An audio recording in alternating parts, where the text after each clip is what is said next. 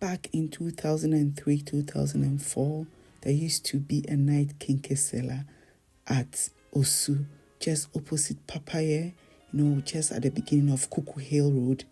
Oh my days. And she would serve her Kenkey with okra stew. So the okra stew wasn't free though. You would have to buy okra stew separately if that's what you want. The okra stew had some nice protein. Chilli, it was good. So today it's my mission to replicate that recipe. Okay. Hello everyone. I hope you all doing well by God's grace. So as I mentioned, we're making okra stew to go with Kenkey. So join me and let's do this together.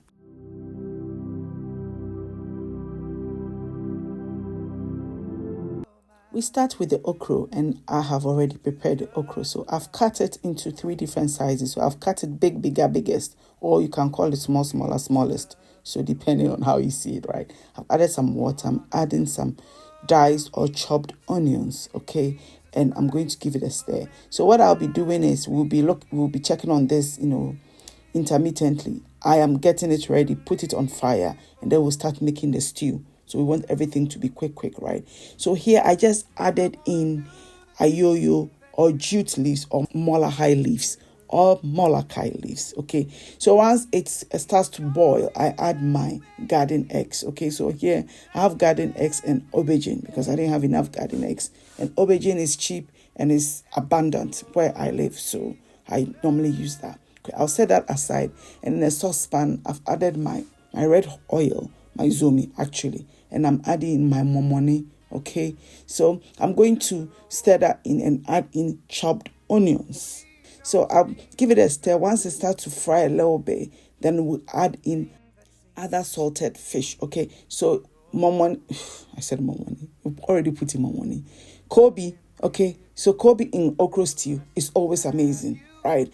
Next, I add in my green chili mix, okay? So this one is made up of green chilies, spring onions, garlic, ginger, and some green pepper, okay?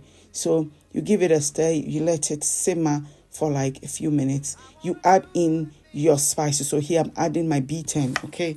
So my B10, I have a recipe on my channel. So when you go onto the channel, you find B10, you find it, or B14, not B14, H14, you find that one too, right? So it simmers for about 3 minutes, and then I added the stock from the beef I'll be using, okay? So I'm going to let it simmer down completely. Just all the moisture, the water, the liquid will evaporate, okay, before we start adding in the rest of the protein.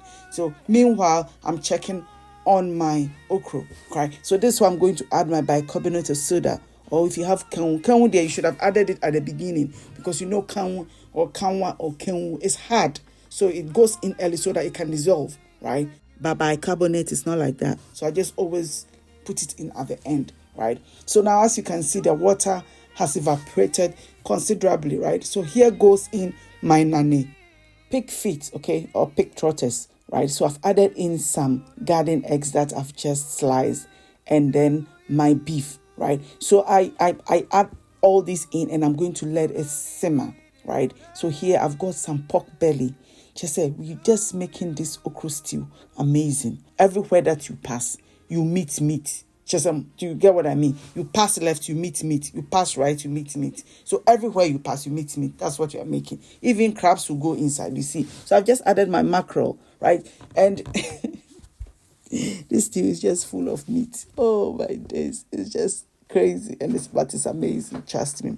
You'll give it a stir, and then you let it simmer. If you have more meat, you add it. But here, I gave it a taste. There was not enough salt, so I added some more. So the reason it went in at this time is because the beef was steamed with salt, and the Nane, or the pig feet or pig trotters, also has a lot of salt in it. So you make sure that once that has steamed a bit in the stew before you add additional salt. So you taste for salt before you add it. Otherwise, your food or your stew will be too salty. Okay, so I just added in some wediaba, so ground wediaba or ground Calabash nutmeg or ground African nutmeg. Okay, so it just gives it a very nice taste. It boosts it or amplifies the taste, if I can say that, right? So here goes in my crabs, right? So you add some crabs to complete the recipe. It doesn't complete the recipe actually, but then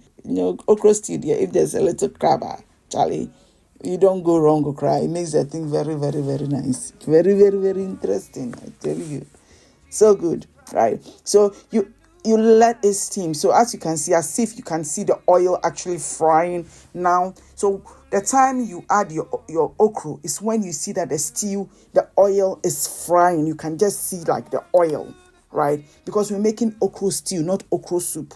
So we need to fry the stew before you add the okra. For okra soup, you just make soup base, something, and then you add your okra, or you just add the things to the okra, cut okra, your meat and everything. Quick one, you add some water, you boil, and it turns to soup. But still, the base has to be stew. That's the difference between okra stew and okra soup. So if you don't know, today I've taught you. The base is different. Soup, stew, right? So I've added the okra or the okra. Hey, your friend is saying it. And the stew looks amazing. We served it at the beginning, so let me eat it for you to see. This one is not much eating. Everything is hot, so you take it, piece by piece. And yes, Charlie, you won't even mind because they are not there. This is very nice. So I hope you guys give it a try. Your okra soup for Kenkey. Charlie, you can also eat it with anything. You can eat it with anything. I'm just saying this is for Kenkey, right? Anyway, thank you all for joining me, and I really appreciate all of you. And I'll see you in the very next one. Bye.